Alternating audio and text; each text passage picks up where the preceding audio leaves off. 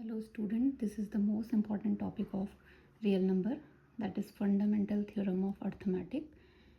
इसका स्टेटमेंट जो है मैं पहले रीड आउट कर लेती हूँ. Every composite number can be express या factorise as a product of primes and this expression is unique apart from the order in which they appear. इसका मतलब है कि एवरी कंपोजिट नंबर, आपको पता है कंपोजिट नंबर क्या होता है. कंपोजिट नंबर वो होते हैं जिनके दो से ज़्यादा फैक्टर्स हो सकते हैं.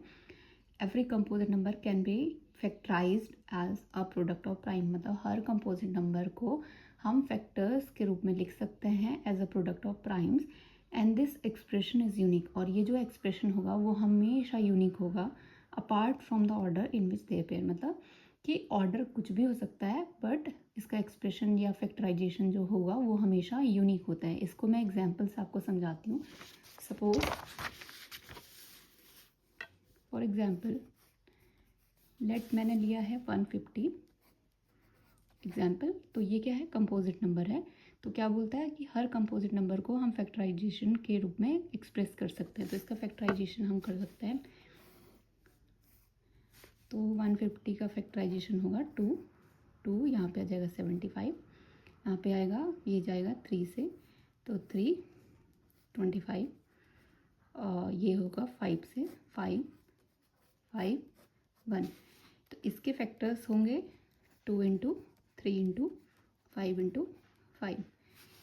ये क्या बोल रहा है कि हर कंपोजिट नंबर को हम फैक्टराइजेशन के रूप में एक्सप्रेस कर सकते हैं apart from the order in which they appear. और ये फैक्टराइजेशन यूनिक होगा बट ऑर्डर आगे पीछे हो सकता है. जैसे कि हम इसी का फैक्टर करेंगे 150. ऑर्डर आगे पीछे का मतलब है कि जैसे यहाँ पे 2 से डिवाइड किया था पहले, तो हम 3 से भी कर सकते हैं. 3 5 जा 15, ये आएगा 5 10 जा 2 5 जा एंड 5 1 जा. देखो इसके फैक्टराइजेशन अगर हम दोबारा करते हैं, क्योंकि अभी हमने ऑर्डर आगे पीछे किया है 2 इंटू 5, तो क्या है ये, this factorization is always unique. कैसे, 2 यहाँ पे एक बार आया, यहाँ पे भी एक बार आया, 5 2 बार आया, यहाँ पे भी 2 बार, 3 3. ठीक है. तो हमेशा कोई भी कंपोजिट नंबर है उसको हम एज अ प्राइम फैक्टर्स के रूप में एक्सप्रेस कर सकते हैं और इसका जो फैक्टराइजेशन होगा वो हमेशा यूनिक होगा बट उसका ऑर्डर आगे पीछे हो सकता है. तो this is our fundamental theorem of arithmetic.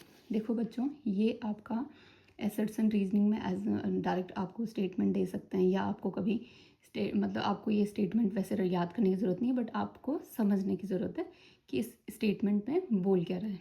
अब हमारा नेक्स्ट है हमारा फंडामेंटल थ्योरम ऑफ अर्थमेटिक. क्यों पढ़ रहे हैं हम, तो इसका हमारे एप्लीकेशंस हैं. जो हमारा फर्स्ट एप्लीकेशन है to locate HCF and LCM of 2 और मोर पॉजिटिव इंटीजर्स.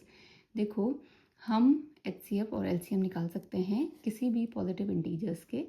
कैसे, fundamental theorem of arithmetic long division, जो हमारा फैक्टराइजेशन प्राइम फैक्टराइजेशन मेथड होगा जो हम 1.1 एक्सरसाइज में पढ़ेंगे. तो वो हमारी पहली एप्लीकेशन है फंडामेंटल थ्योरम ऑफ अर्थमेटिक. मतलब किसी भी नंबर के आप प्राइम फैक्टराइजेशन से उसको एक्सप्रेस कर सकते हो. यही तो फंडामेंटल थ्योरम ऑफ अर्थमेटिक बोलती है. नेक्स्ट हमारे पास होता है टू प्रूव, इसकी दूसरी एप्लीकेशन है to prove irrationality of number. मतलब कि आप कोई भी नंबर्स की इरेशनलिटी, मतलब ये नंबर इरेशनल है या नहीं है, इसको आप प्रूव कर सकते हो. किससे, with the help of fundamental theorem of arithmetic, जो आपकी 1.2 एक्सरसाइज में आएगा कि prove that root 2 is irrational number. तो ये आपको प्रूव कैसे करना है, फंडामेंटल थ्योरम ऑफ अर्थमेटिक की हेल्प से. थर्ड एप्लीकेशन है to determine whether any decimal expansion of rational number is terminating or non terminating recurring. आपको पता है कि रैशनल नंबर के डेसिमल एक्सपेंशन 2 टाइप के होते हैं. फर्स्ट होता है आपका टर्मिनेटिंग और दूसरा होता है नॉन टर्मिनेटिंग रिकरिंग. तो आपको कैसे पता करना है, सपोज हमारे पास एक एग्जाम्पल है. सपोज हमारे पास 1/10, आपको पता है ये P/Q के लिखा गया है, तो दिस इज़ प्राइम नंबर. अब आपको कैसे प्रूव करनी, क्योंकि ये fundamental theorem of arithmetic factorization से ही रिलेटेड है, तो आपको इसमें हमेशा डिनोमिनेटर के फैक्टर्स करने हैं, न्यूमरेटर के नहीं करने हैं, डिनोमिनेटर के. तो 10 के फैक्टर होंगे 5 इंटू 2. अगर आपके डिनोमिनेटर में जो भी नंबर है उसके फैक्टराइजेशन में 5 और 2 का मल्टीपल है तो वो इट इज़ ऑलवेज टर्मिनेटिंग. इसका डेसिमल एक्सपेंशन क्या हो जाएगा, टर्मिनेटिंग. और सपोज हमारे पास एक और एग्जांपल है 1/7. 6। इसके फैक्टराइजेशन करते हैं तो 1/3 इंटू 2। देखो इसके फैक्टर्स में 2 तो है बट 5 नहीं है और 3 है, तो this is non terminating recurring.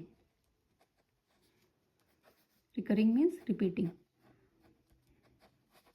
तो ये नॉन टर्मिनेटिंग हो जाएगा, ये टर्मिनेटिंग। हमेशा याद रखना कोई भी डेसिमल एक्सपेंशन, ये आपका थर्ड एप्लीकेशन है फंडामेंटल थ्योरम ऑफ अर्थमेटिक का, कि कोई भी हमारे पास रैशनल नंबर है उसके आपके डिनोमिनेटर जो भी होगा, डिनोमिनेटर मतलब नीचे वाली वैल्यू जो भी होगा उसके फैक्टर्स करने हैं, और फैक्टर्स में अगर आपको 5 का फैक्टर और 2 का फैक्टर दिखता है तो that is always terminating decimal expansion.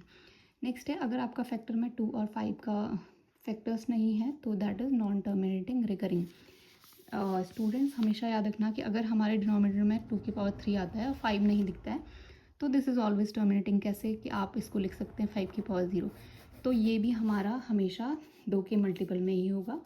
तो सपोज़ हमारे पास है 5 की power 3, it can always be express as 5 की पावर 3 एंड 2 की पावर 0। तो इसमें भी आपके फैक्टर्स हैं 5 एंड 2, तो ये भी आपका हो जाएगा टर्मिनेटिंग।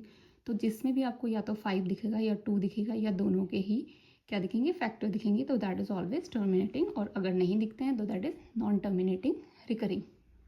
स्टूडेंट्स आपको हमेशा याद रखना है कि product of any two numbers is always equal to their HCF multiply by LCM। मतलब कि किसी भी दो नंबर का प्रोडक्ट हमेशा किसके इक्वल होगा, उनके HCF और LCM के प्रोडक्ट के इक्वल होगा। तो सपोज़ फॉर एग्जांपल मैंने एक एग्जांपल ले लेती हूँ। सपोज़ हमारे पास है, सपोज़ फर्स्ट नंबर है हमारे पास 6 एंड सेकेंड नंबर है सपोज़ हमारे पास 10। ओके, तो आपको क्या बोलता है कि product of two number n1 into n2 always equal to LCM into HCF। हमेशा याद रखना। और अब हम इसके HCF और LCM निकाल देते हो, तब सबसे पहले आपको प्रोडक्ट करना है। तो n1 इंटू n2 कितना हो जाएगा, 6 इंटू n2 कितना है 10, तो ये हो जाएगा 60। अब आपको इनका LCM और HCF का प्रोडक्ट देखना है, तो सबसे पहले इसका फैक्टराइजेशन करते हैं। तो n1 के फैक्टराइजेशन क्या हो जाएंगे, 6 है तो 3 इंटू 2, n2 कितना है 10, तो 5 इंटू 2।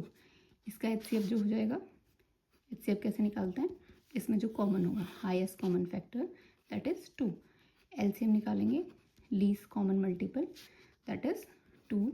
ये जो कॉमन होगा वो एक बार आएगा और यहाँ पे ये नहीं है तो 3 आएगा, एंड जो अनकॉमन वैल्यूज़ होती हैं वो भी आती हैं।